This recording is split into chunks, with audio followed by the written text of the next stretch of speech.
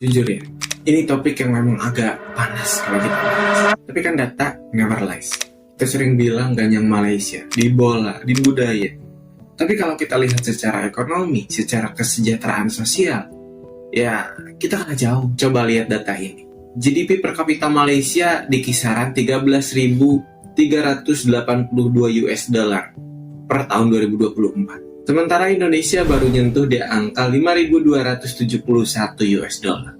Artinya apa? Secara rata-rata, orang Malaysia itu 2,5 kali lipat lebih kaya daripada orang Indonesia. Terus pertanyaannya kenapa? Kok bisa gitu? Padahal kan kita merdeka lebih dulu, sumber daya alam kita lebih gila, populasi kita lebih banyak. Tapi sejak tahun 70-an, kita setara dengan mereka yang bahkan sekarang itu gapnya udah jauh. Mereka itu udah jauh di atas daripada kita. Apa yang mereka lakukan dan kita miss? Di video ini kita bakal bongkar road course-nya. Bukan untuk menjelekkan negara kita sendiri, tapi supaya kita tahu PR kita ada di mana.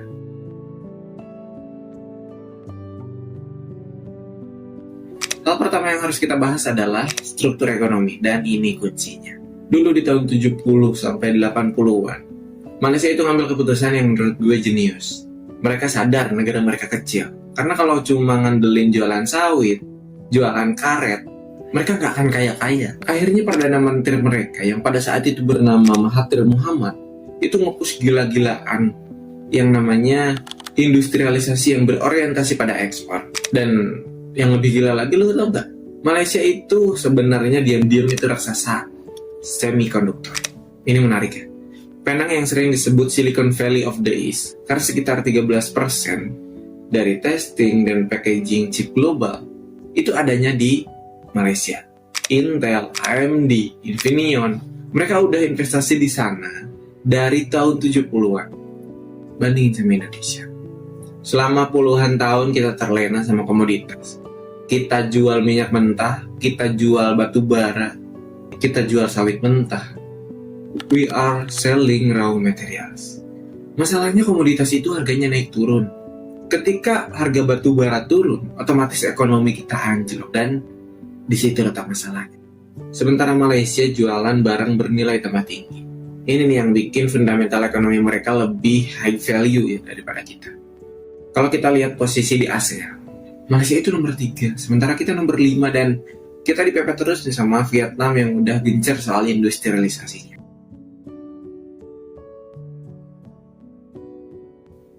Kalau kita mau lihat bukti nyata perbedaan mindsetnya, kita lihat perusahaan energi di negara masing-masing, yaitu Petronas dan Pertamina.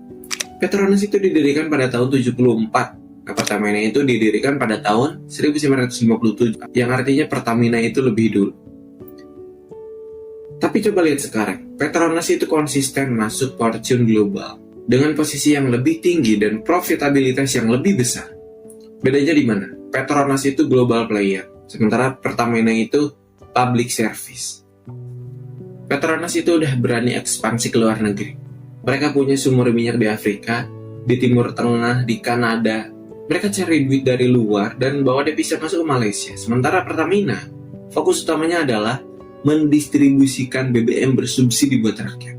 Itu salah nggak? Itu nggak salah. Ini tugas daripada negara. Tapi secara bisnis ini bikin Pertamina susah buat jadi raksasa global yang agresif karena terbebani mandat subsidi itu tadi. Malaysia itu menjadikan BUMN mereka sebagai ujung tombak cari duit. Sementara Indonesia seringkali menjadikan BUMN itu sebagai agen subsidi. That's the difference.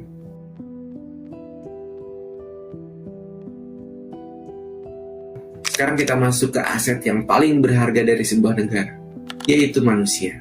Kita lihat skor PISA atau Program for International Study and Assessment. Ini tuh tes buat ngukur kepintaran anak-anak sekolah di umur 15 tahun di seluruh dunia. Dan datanya menyakitkan, guys. Dari matematika, sains, membaca, Malaysia itu lebih tinggi daripada Indonesia. Dan kenapa ini penting? Karena investor asing kalau mau bangun pabrik yang canggih, nah pertanyaan pertama mereka adalah, ada nggak insinyur yang bisa kerja di sini? Apalagi Malaysia punya keunggulan historis, bahasa Inggris. Karena ya memang Malaysia itu kan bekas jajahan Inggris. Sistem hukum dan bahasa bisnis mereka itu sangat kompatibel sama dunia barat. Dan Orang Malaysia itu rata-rata fasih dalam berbahasa Inggris. Ini barrier to entry yang rendah banget buat investor asing. Sementara di Indonesia kita masih berjuang dengan literasi dasar. Kita punya bonus demografi yang banyak anak muda, tapi kalau skillnya gak di-upgrade, ya sia-sia gitu. Bonus demografi ini bisa jadi bencana demografi atau pengangguran massal.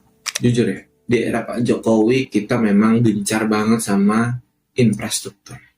Tapi Malaysia udah nyicil ini dari tahun 90-an.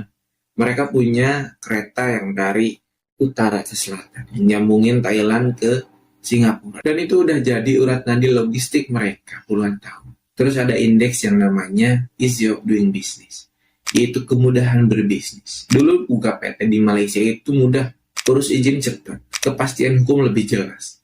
Dan Indonesia, birokrasi kita berbelit-belit, pungli, aturan tumpang tindih antara pusat dan daerah yang ini yang bikin investor sering maju mundur. Walaupun sekarang itu ada Omnibus Law ya, tapi praktek di lapangan itu memang menjadi PR yang sangat besar sampai saat ini.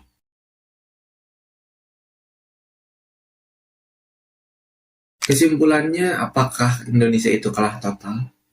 Sebenarnya Indonesia itu punya sesuatu yang Malaysia nggak punya, yaitu market size. Pasar kita 280 juta orang. Ekonomi digital kita terbesar di Asia Tenggara. Startup kita lebih besar. Dan berita baiknya kita mulai sadar.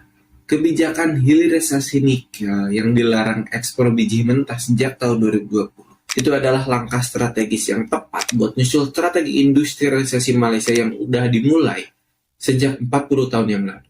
Pelajaran dari Malaysia buat kita cuma satu. Fokus pada value creation. Jual produk jadi, perbaiki kualitas SDM, dan permudah orang buat bisnis.